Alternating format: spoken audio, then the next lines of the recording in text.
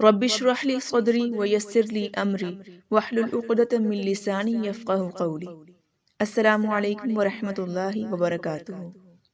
امید ہے آپ سب صحت اور ایمان کی بہترین حالت میں ہوں گے۔ لرن قرآن ود تجوید کورس لیسن نمبر 4 سورۃ فاتحہ پارٹ 2۔ سورۃ الفاتحہ کی ابتدائی آیات ہم لیسن نمبر 3 میں دیکھ چکے ہیں تجوید کے ساتھ۔ بقیہ آیات انشاءاللہ ہم آج کے لیسن اور اس کے ساتھ بہت سی تجوید ٹپس بھی دیکھیں گے، اور اس کے آخر میں سورۃ الفاتحہ کی تفسیر کے اہم نکات کو دیکھیں گے۔ سب سے پہلے دیکھتے ہیں تجوید ٹپ نمبر 10۔ تجوید کی پریکٹس کرتے ہوئے آپ مخارج کو مبالغے سے ادا کر سکتے ہیں تاکہ آپ کو مخارج پر اچھی طرح کنٹرول آ جائے، یعنی آپ مخارج کو ایگزیجریٹ کر کے ادا کریں، جیسے ہم نے پڑھا تھا نعبدو، اس طرح سے اس کو ایگزیجریٹ کر کے ادا کر سکتے ہیں۔ لیکن جب آپ نارمل تلاوت کر رہے ہیں تو ایسا مت کیجیے، بلکہ اچھے قاری کو سن کر ان کی طرح پڑھنے کی کوشش کیجیے۔ اب ہم اس آیت سے سٹارٹ کرتے ہیں۔ اہدنا الصراط المستقیم۔ سب سے پہلا لفظ اہدنا، اس میں حمزہ کی آواز آنی چاہیے جھٹکے سے، اور ہا کی آواز دبنی نہیں چاہیے۔ اس کو اکٹھا پڑھیں، اہدنا اہدنا۔ اس سے نیکسٹ اہدنا الصراط، اس میں صاد آ رہا ہے، صاد کی آواز موٹی ہوگی اور اس کو سین کی طرح نہیں پڑھنا، یہ صاد موٹا ہوگا، سین باریک پڑھا جاتا ہے۔ سرا را موٹا پڑھا جائے گا۔ اس کے بعد آتا ہے تو بھی موٹا پڑھتے ہیں، صراط اہدنا الصراط۔ آگے ہے مستقیم، اس میں قیم کو دیکھیں، اس کو قاف ہم نے لیسن نمبر 3 میں بات کی تھی، قاف 2 نقطوں والا وہ موٹا پڑھا جاتا ہے، اور اس کو کاف نہیں پڑھنا، باریک نہیں پڑھیں گے، اور نہ ہی خا۔ کچھ لوگ اسے مستقیم اور مستقیم پڑھتے ہیں، تو یہ اس کے درمیان کا ہے راستہ، مستقیم۔ اہدنا الصراط المستقیم۔ اس سے اگلی آیت صراط الذین انعمت علیہم، اس کو دیکھیں گے، اس میں بھی صاد، صرا میں صاد موٹا اور اونچا پڑھا جائے گا، صرا را موٹا، صراط تو موٹا اور اونچا، صراط۔ آگے الذین، صراط الذین، ذال نرمی سے پڑھا جائے گا، اور یہاں پہ مد ہے تو اس کا خیال رکھیں، صراط الذین، اس کو زینہ نہیں پڑھیں گے، زینہ پڑھیں گے، صراط الذین۔ تجوید ٹپ 3 کے مطابق مشکل مخارج والے سلیبل کی پریکٹس کریں۔ انعمت، ان نون کی آواز صاف ادا ہونی چاہیے، اور حمزہ بھی، عم، آگے عین کی آواز اور میم، انعمت۔ تجوید ٹپ 4 کے مطابق آوازوں کو آہستہ آہستہ قریب لائیے، مخارج اور صفات پر کنٹرول آنے کے بعد۔ انعمت، انعمت، ٹھیک ہے، اس طرح سے پڑھیں اسے، اس کی پریکٹس کریں۔ اس سے نیکسٹ آتا ہے علیہم، عین کی مخرج آ رہا ہے یہاں پر، عین، لئی، اس میں یا نرم ہوگی، اس کو لے نہیں پڑھنا، علیہم، علیہم۔ تجوید ٹپ نمبر 11، کسی اچھے قاری کو سنیے اور پھر انہی کی طرح پڑھتے ہوئے اپنی قرات کو اپنے موبائل میں ریکارڈ کیجئے، اپنی تلاوت سنیے اور قاری صاحب کی، اور دیکھیے کہ آپ کہاں غلطیاں کر رہے ہیں۔ تو اس آیت کو ہم پورا پڑھتے ہیں، صراط الذین انعمت علیہم،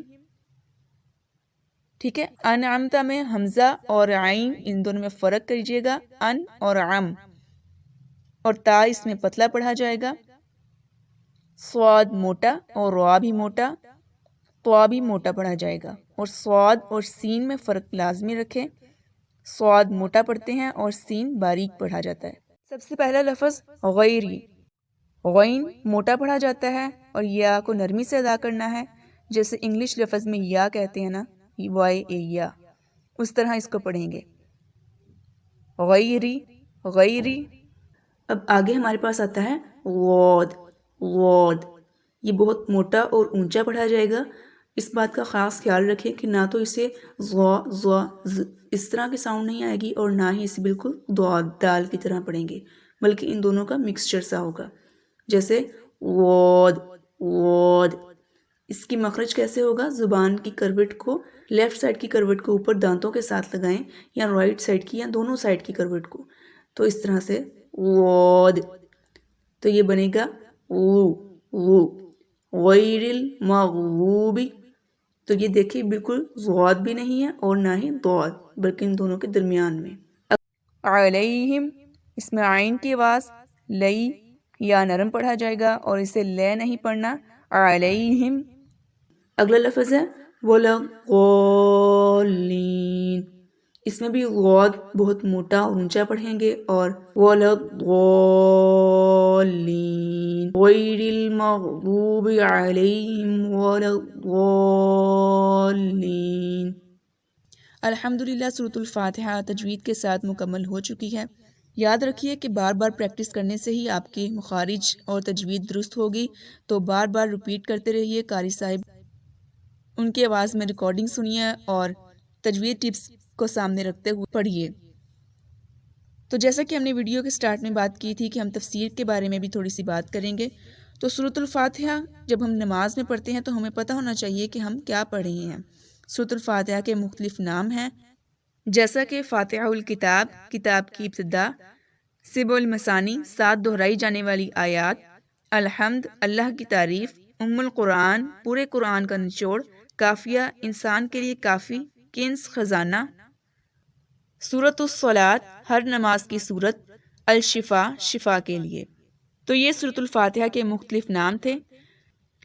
اسی سورت سے قرآن کریم کی ابتدا کی گئی ہے، جس میں سب سے پہلے اللہ تعالیٰ کی تعریف بیان کی گئی ہے کہ الحمدللہ، تمام تعریفیں اللہ ہی کے لیے ہیں جو تمام جہان کا رب العالمین. دنیا کی تمام تعریفوں کو اکٹھا کر کے اللہ کے لیے مخصوص کر دیا گیا ہے، کیونکہ وہی ایک ذات ہے جس کے لیے یہ تمام تعریفیں پائی جاتی ہیں.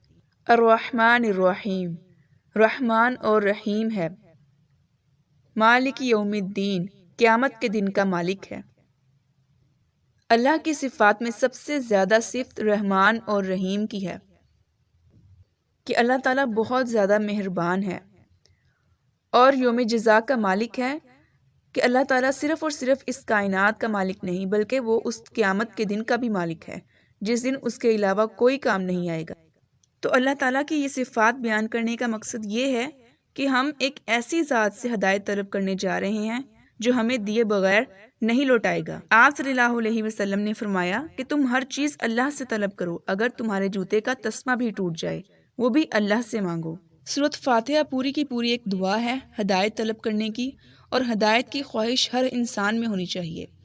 اللہ تعالیٰ بن مانگے انسان کو سب چیزیں عنایت کر دیتا ہے، مگر ہدایت اللہ تعالیٰ کہتا ہے کہ بندہ مجھ سے مانگے تو ہی میں اسے عطا کروں. اس لیے اللہ تعالیٰ سے دعائیں مانگتے رہیں ہدایت کی. ایاک نعبد و ایاک نستعین، کہ ہم صرف تیری ہی عبادت کرتے ہیں اور تجھ ہی سے مدد مانگتے ہیں. اہدنا الصراط المستقیم، اے اللہ ہمیں سیدھا راستہ دکھا، ہمیں سیدھے راستے پر چلنے کی توفیق عطا فرما. آمین. ان لوگوں کا راستہ جن پر تو نے انعام فرمایا، نہ کہ ان کا جن پر غضب کیا گیا اور جو گمراہ. کی کیٹیگری میں وہ لوگ آئیں گے جنہوں نے جان بوجھ کر ہدایت کو قبول نہ کیا، ان پر غضب کیا گیا. ان میں وہ لوگ جو کوشش ہی نہیں کرتے کہ نیکی کی طرف آئیں، وہ لوگ گمراہ ہیں.